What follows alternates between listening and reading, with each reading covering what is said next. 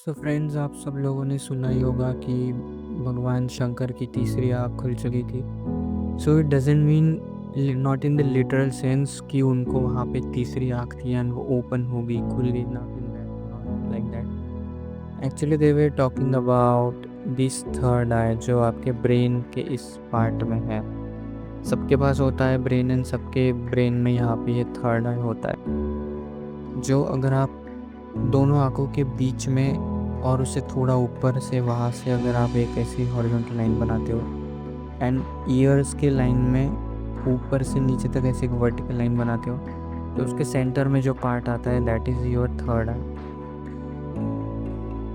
And मैं इस video में आपको एक इंसाइट बताऊंगा थर्ड आई के बारे में। जितने भी रेफरेंसेस हैं, जितने भी चीज़ें अवेलेबल है, उन सबको जोड़ के मैं कुछ अलग इंसाइट बताने की कोशिश करूँगा। सो थर्ड आई, सबसे पहले मैंने लास्ट वीडियो बनाया था पीनियल ग्लैंड के बारे में, या पीनियल ग्लैंड और उसके ऊपर जो पीजो इलेक्ट्रिक होता है इफेक्ट होता है, उसकी वजह से यहाँ पे सेंसेशंस बनते हैं, तो वो मैंने बताया था लास्ट वीडियो में। आप लोग देख सकते हो, लिंक डिस्क्रिप्शन में। सो बेसिकली सबसे पहले आप ये देखिए, इससे मिलता जुलता एक चीज़ है which is I of Horus.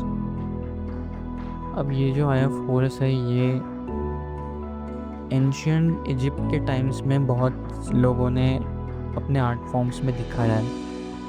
And अभी भी आप लोग जाओगे इजिप्ट में और कुछ ऐसे पुराने स्ट्रक्चर्स को देखोगे, आर्किटेक्चरल साइट्स को देखोगे, तो आपको ये स्ट्रक्चर देखने को मिलेगा एंड ये आर्ट फॉर्म देखने को मिलेगा जहाँ पे आई ऑफ होरस बनाया गया है। सो इन्होंने ये जो आई ऑफ होरस है, इस पर इतना ज़्यादा फोकस क्यों किया, इसको इतना ज़्यादा इम्पोर्टेंस देके क्यों बताया गया। So basically let me show you something कि ये आई ऑफ होरस का ब्रेन के साथ डायरेक्ट कनेक्शन है। जैसे कि ये है आई ऑफ होरस एंड ये है हमारे ब्रेन का स्ट्रक्चर, एंड ये दोनों एग्जैक्टली सेम टू सेम दिखते हैं। ये ऊपर का वेंट्रिकल जहाँ से CSF फ्लो होता है, ये आई बॉल, एंड इसके नीचे जो ये बड़ा सा है, ये भी हमारे ब्रेन के सेरेबेलम में या सेरेब्रम में, I don't know what it is, उस पर कनेक्ट होता है। एंड ये नीचे का पार्ट भी सेम टू सेम, तो ये दोनों ही ऑलमोस्ट सेम टू सेम दिखते हैं, eye of Horus and third eye basically. So definitely there is something special with the third eye, and ऐसा कहा जाता है कि थर्ड आई को अगर आप ओपन कर लेते हो, अवेकन कर लेते हो, आप स्पिरिचुअली एनलाइटेंड पर्सन बन जाते हो। तो इसके बारे में थोड़ा सा पहले ये भी जान लेते हैं भाई, फिबोनाची सीक्वेंस के बारे में। मैथमेटिक्स में एक चीज़ है फिबोनाची सीक्वेंस। कहा जाता है कि यूनिवर्स में बहुत सारी चीज़ें ऐसी है जो इस फिबोनाची सीक्वेंस के अंदर मतलब इससे मैच होती है। Like it's a particular kind of ratio जो आपको हर जगह देखने को मिलेगा। जैसे कि ये जो आइडियल फेस होता है, उसके अंदर के ईयर्स एंड ये बाकी सारा जो स्ट्रक्चर, ये एग्जैक्टली फिबोनाची सीक्वेंस में मैच हो जाए। एग का स्ट्रक्चर या फिर साइक्लोन्स का स्ट्रक्चर, यूनिवर्स में जितने भी गैलेक्सीज हैं उनका स्ट्रक्चर, एंड ऐसे बहुत सारे फूल हैं, फ्लावर्स है, इसमें ये स्ट्रक्चर रिकरिंग में देखने को मिलेगा आपको। Now what this thing has to do with us is this Fibonacci constant, जो आप लोगों को ब्रेन के अंदर में भी देखने को मिलेगा, जिसमें जो एंड होता है वो पीनियल ग्लैंड पे एंड होता है, because it is something special that I told you in the last video. So definitely यहाँ कुछ तो है थर्ड आई में which is very important. And if I just show you this thing in the Bible also, it is said Matthew 6:22 में, lamp of the body is the eye, if therefore your eye is good your whole body will be full of light.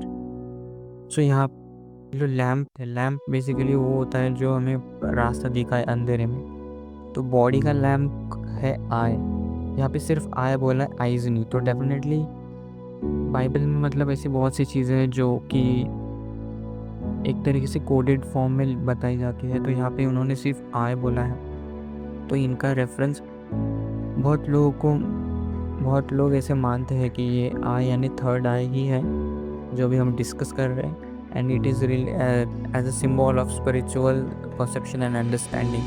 So basically ये eye ही है जो आपको रास्ता दिखाएगा भगवान तक, यानी सेल्फ रियलाइजेशन तक, या फिर स्पिरिचुअल एनलाइटनमेंट, अवेकनिंग तक।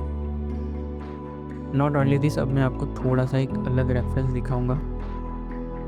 Have a look at this. इस पर मैं और डिटेल वीडियो बनाऊंगा। हमारे बॉडी के अंदर जो ये 7 चक्रास होते हैं, as you can see this is 6 chakras and this is 7th one, और ये उनके नाम है। इस पर मैं और डिटेल वीडियो बनाऊंगा बाद में। And the interesting thing is कि ये जो हमारे बॉडी का स्ट्रक्चर है, ये एग्जैक्टली टेम्पल्स के स्ट्रक्चर से मैच करता है, इंडियन टेम्पल से।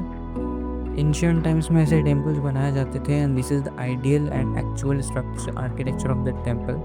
हालांकि अब ऐसे नहीं बनाते, अब इसको बीच में से तोड़ के ही बस इतना ही बनाया जाता है। कुछ कुछ जगह पे तो सिर्फ इतना ही होता है। सो अभी भी आप लोग जाओगे तो साउथ इंडिया में आप लोग ऐसा स्ट्रक्चर देख सकते हो।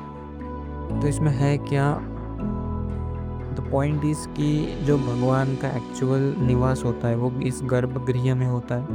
इस जगह पे भगवान की एक्चुअल में मूर्ति होती है। एंड इंटरेस्टिंगली ये वो पॉइंट है जो हमारे बॉडी के स्ट्रक्चर में, जहाँ पे 3rd आई है, बेसिकली जहाँ पे अजना चक्र है, आज्ञा चक्र है, ये सारे चक्रास बॉडी के एस्ट्रल फॉर्म में या you can say causal world में होते हैं। It doesn't exist in physical form. तो ये जो 3rd आई का स्ट्रक्चर है, यहाँ पे हमारे ब्रेन में जहाँ पीनियल ग्लैंड है, 3rd आई है, भगवान का भी वहीं पे वास होता है।